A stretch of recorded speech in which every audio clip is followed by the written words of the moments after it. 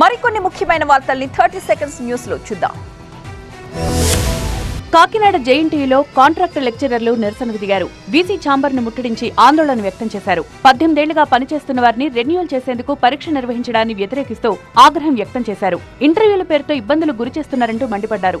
ఎలాంటి పరీక్షలు ఇంటర్వ్యూస్ లేకుండా కాంట్రాక్టు లెక్చరర్స్ ను వెంటనే రెన్యువల్ చేయాలని డిమాండ్ చేశారు. రాష్ట్ర వ్యాప్తంగా 14 యూనివర్సిటీస్ లో ఎక్కడా లేని రూల్ కాకినాడ జేఎన్టీయూలో ఎందుకని ప్రశ్నించారు.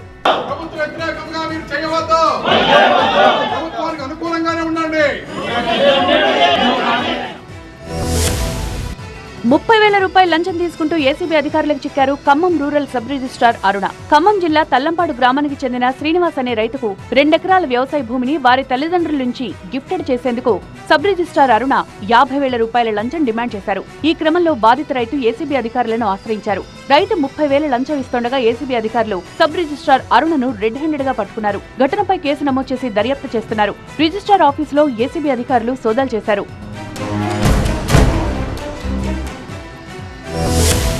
ఏపీలో గత వైసీపీ ప్రభుత్వ హయాంలో ఇంటింటికి రేషన్ పంపిణీ కోసం కొనుగోలు చేసిన వాహనాలను ప్రస్తుత కూటమి సర్కార్ రద్దు చేసింది. ఇంటింటికి రేషన్ అందించిన ఈ వాహనాలను రద్దు చేసి ఇకపై రేషన్ షాపుల్లోనే లబ్ధిదారులు రేషన్ తీసుకునేలా ఏర్పాట్లు చేస్తోంది. రాష్ట్రంలో ఇలా మొత్తం 9,600 రేషన్ వాహనాలు రద్దయ్యాయి. దీంతో ఆపరేటర్లు భగ్గుమంటున్నారు. ప్రభుత్వ తీరుకు వ్యతిరేకంగా రోడ్డెక్కారు. పలు జిల్లాల్లో నిరసనలు చేపడుతున్నారు. కోనసీమ జిల్లా కేంద్రం అమలాపురంలో రేషన్ వాహనాల ఆపరేటర్లు కలెక్టరేట్ వద్ద నిరసనకు దిగారు. రేషన్ వాహనాల రద్దు నిర్ణయాన్ని వెంటనే వెనక్కి తీసుకోవాలని డిమాండ్ చేశారు.